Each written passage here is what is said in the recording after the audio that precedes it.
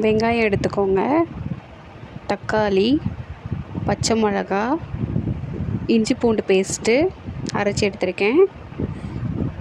பட்டை, லவங்கம், அன்னாச்சி பூ இதை வந்து எடுத்துக்கோங்க. தயிர். இப்போது ஒரு பெரிய வாணலியில் எடுத்துக்கோங்க. கனமான பாத்திரமாக எடுத்து ஆயில் எடுத்துக்கோங்க. 3 டீஸ்பூன் நான் எடுத்திருக்கேன்.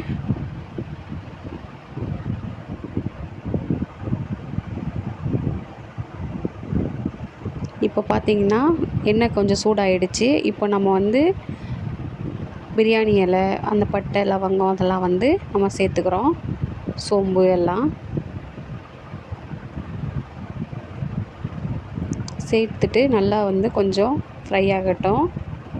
அப்போது வந்து வெங்காயம் போட்டுக்கலாம். வெங்காயம் கொஞ்சம் அதிகமாகவே போட்டுக்கோங்க, அப்போ தான் நல்லாயிருக்கும். இப்போ நல்லா மிக்ஸ் பண்ணி விட்டுக்கலாம்.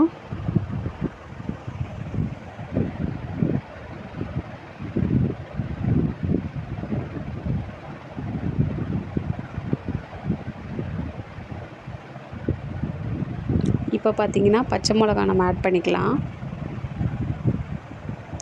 உங்களுக்கு காரத்துக்கு ஏற்ப போட்டுக்கோங்க. நான் வந்து ஒரு 4 மிளகா போட்டிருக்கேன். நல்லா வதங்கினோடனே தக்காளி ஆட் பண்ணிக்கோங்க. தக்காளி நல்லா வந்து பச்சை வாசனை போகிற வரையும் நல்லா வதக்கி விடுங்க.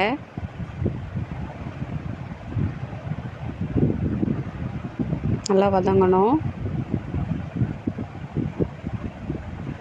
இப்போ பார்த்திங்கன்னா கொஞ்சம் ஓரளவு வந்து நல்லா வெந்திருக்கு. தக்காளி இன்னும் கொஞ்சம் நல்லா வேக விடுங்க. அதுக்கப்புறம் நல்லா வெந்ததுக்கப்புறம் இஞ்சி பூண்டு பேஸ்ட்டு வந்து ஆட் பண்ணிக்கோங்க. இஞ்சி பூண்டு பேஸ்ட்டில் வந்து நல்லா அதோட பச்சை வாசனையும் நல்லா போகணும்.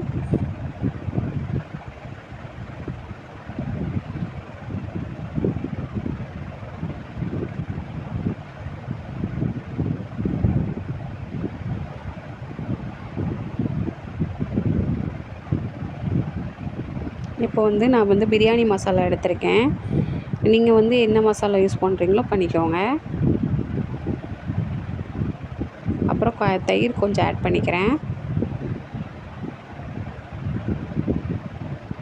தயிர் ஆட் பண்ணி நல்லா கலக்கி விடுங்க.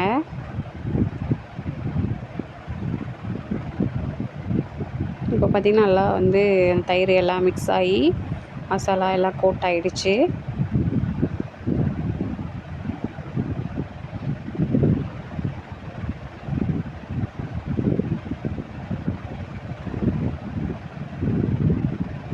இப்போ பார்த்திங்கன்னா அரிசி ஆட் பண்ணிக்கோங்க.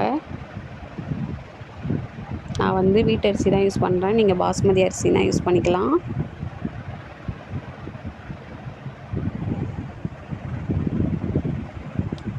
போட்டுட்டு நல்லா கிளறி விட்டுக்கிறேன்.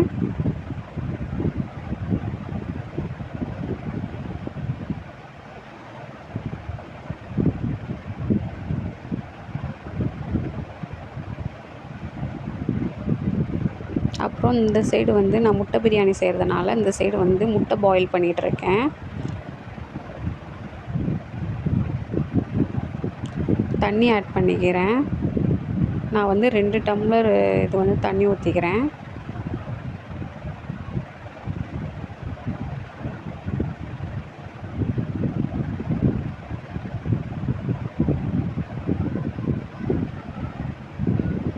உப்பு கொஞ்சம் போட்டுக்கலாம். நல்லா மிக்ஸ் பண்ணி கலக்கி விடுங்க.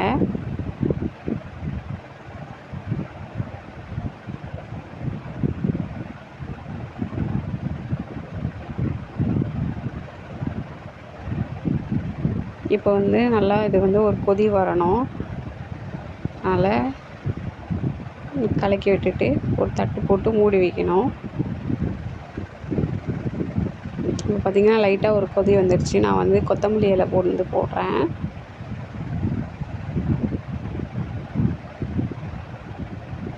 கொதிக்கிட்டு பாருங்கள். இப்போ நான் தட்டை போட்டு மூடுறேன்.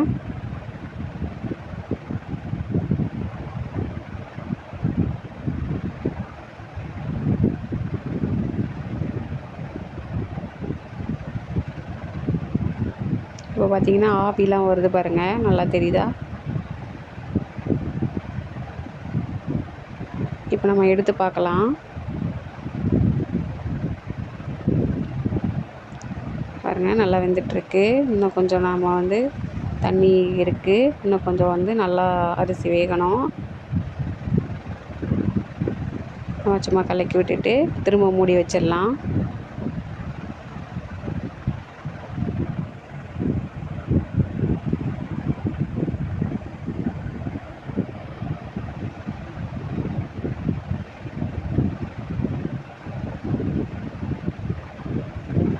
இப்போ எடுத்து பார்க்கலாம்.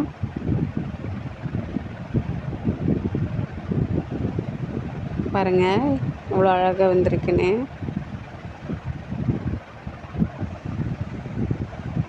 லைட்டாக நம்ம வந்து அரிசி உடையாமல் கொஞ்சம் கிளறி விடலாம்.